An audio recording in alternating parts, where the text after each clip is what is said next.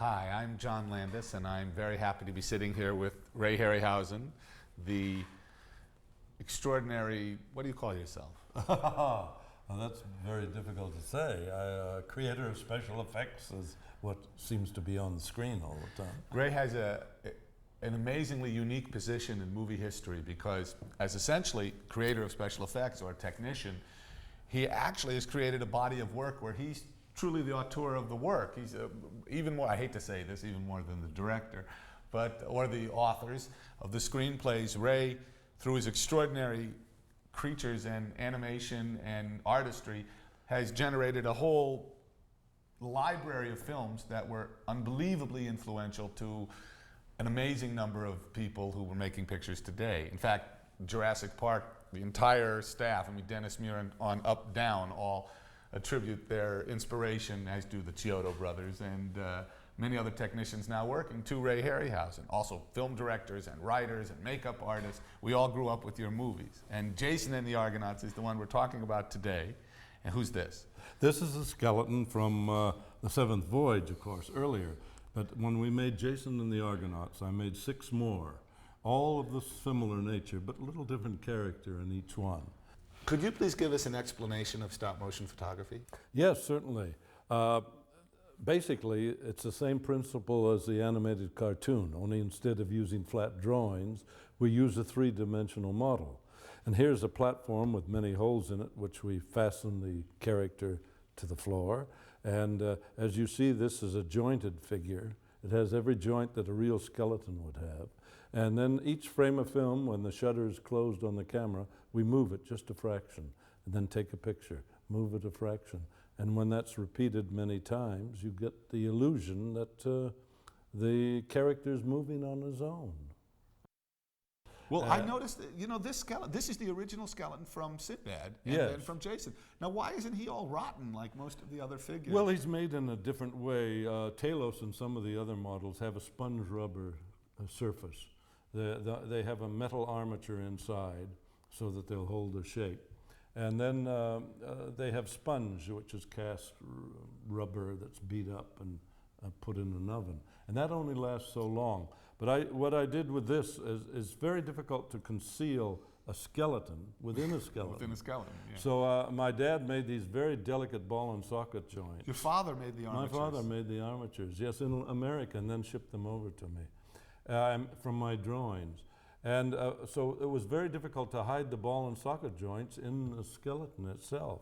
So I took, when I got the skeletons, I took cotton dipped in latex and built the bones up and modeled them. That's what this is? And that's what this is. That's why it lasts longer. It has a cotton base on it. And then you coat it with a little latex and it makes it smooth. Now the Hydra, I noticed that it has 7 heads going. He does. That was a problem, believe me. Yeah. To keep 7 heads going, it would take longer than a day to do one scene. And if you went to answer the telephone and you came back, was the 3rd head going forward or backward? So I had to make notes. Well, now you didn't have like videotape, like a video oh, no, or anything. That was before video. Because I bet, do animators use videotape now to check? Yes, an animator's nodding. They do now. I never cared where I was. I like to know where I'm going. It's always very impressive in one of your films, the incredible amount of personality and character you inject into these puppets, especially if you look at Talos, who has no expression. He's a man of bronze. When he's bleeding, the way he grabs at his throat. I mean, how do you get that kind of emotion from these things? Well, in the early days, I thought I wanted to be an actor. And then I got butterflies in the stomach on opening night, and I decided that wasn't for me. I'd rather be behind the camera. But I'm grateful I took those lessons, that drama course at Los Angeles City College, because it taught me how to act and react with other people in the acting profession. So I have a sort of indirect way of acting through these models. And that's always been quite stimulating to see what comes out on the other end when you get your rushers back.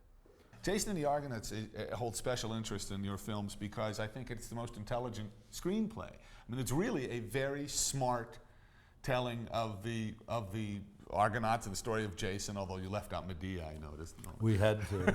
Yeah. But the intelligence of the the film goes to the casting, except for a couple of people. But basically, it's the best Hercules in movies. Oh, yes. Nigel Green, his age and his virility, he's wonderful. He's not one of those steroid. No, we didn't want it. We wanted to get away from these Italian movies that specialized in muscle men and all that sort of thing, because Hercules was supposed to be a sympathetic character.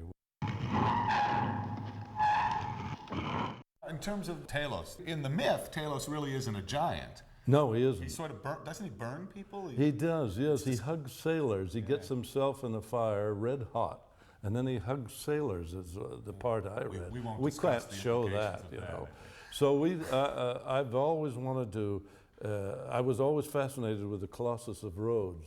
So I thought this is a good chance to make Talos a Colossus of Rhodes. You literally made him a Colossus when he swings his legs over. Absolutely, at the entrance to the harbor. Right. And that's what I had in mind, was this Colossus of Rhodes. So we made him enormous, 200, 300 feet high. Because his movement is so spectacular. I mean, he moves Then I like had to a go man out of of my bronze. way to make it jerky, you know. You spend your life trying to make smooth animation, and I made it typically stiff, and so we could put the sound effects of iron wrenching against itself. And I got some criticism saying that was terribly jerky animation. No, ignore those people. But still, the movie, it has such a wonderful look, and the production values, it was all made in Italy? It was all made in Italy. We shot in Palinuro down near Naples, and we were there for quite a few weeks. We shot in the wonderful temples of Paestum, Where the harpy Harpies. sequence. Yeah. That's extraordinary. They let you climb all over Those that thing, were huh? 5,000-year-old temples, and they let us at the time.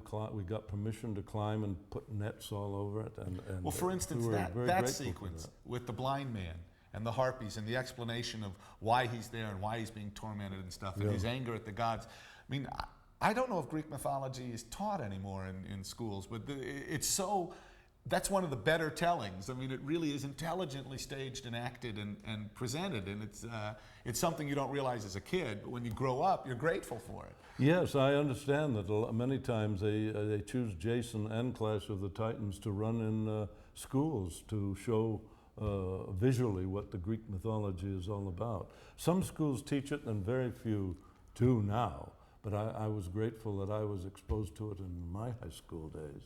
And I also know we received criticism for presenting, no, it's not Poseidon, who's the guy, the murderer? Triton, yeah. Okay, Triton, coming up as a man in a costume for the Clashing Rock. Yes, there were some of the animation fans felt that it should have been animated, but we felt in that case that a human would be better, and we shot it at high speed. So that was not an economic decision, that was a no, it wasn't artistic an decision. economic decision as much as, well, partly, because stop motion takes time, and we shot this whole sequence in 1 week, where if it were a stop motion sequence, it'd probably take a month or two to shoot it in animation. Plus the problem with the water.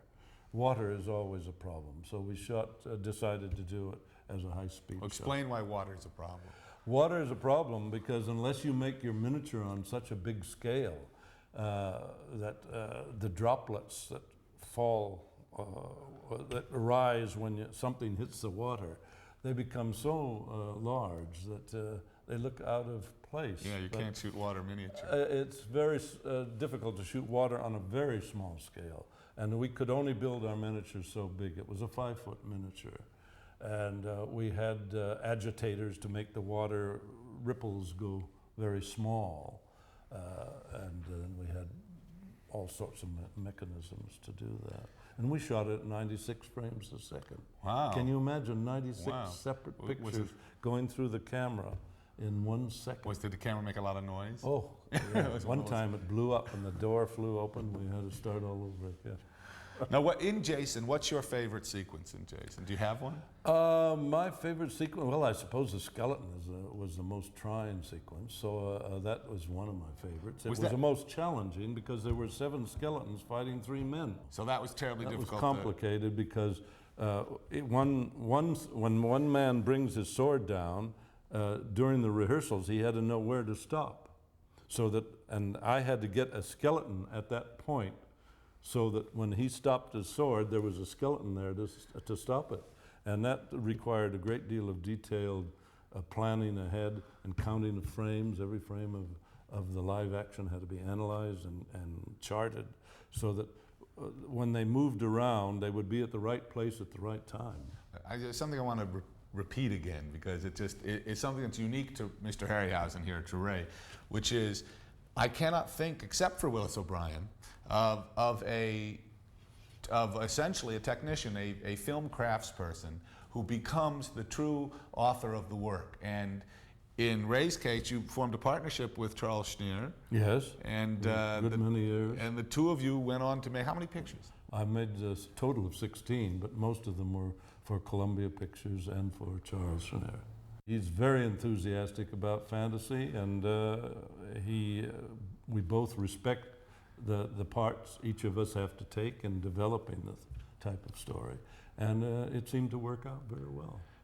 Ray, it's really been a pleasure talking to you about Jason and the Argonauts, one of my favorite films, which I do want to repeat. I saw at the Pickwood Theater on Pico Boulevard near Westwood Boulevard here in LA, and I drove my bike. I remember very well. I drove my bike to see it. It was about 3 miles. On a bicycle? On a bicycle. And it just created what's called suspension of disbelief. We were on that beach running from Talos, and it's very exciting and I don't know, wonderful that people can re-experience a film as worthwhile for new generations. Well, that's wonderful. Thank you. Thank you.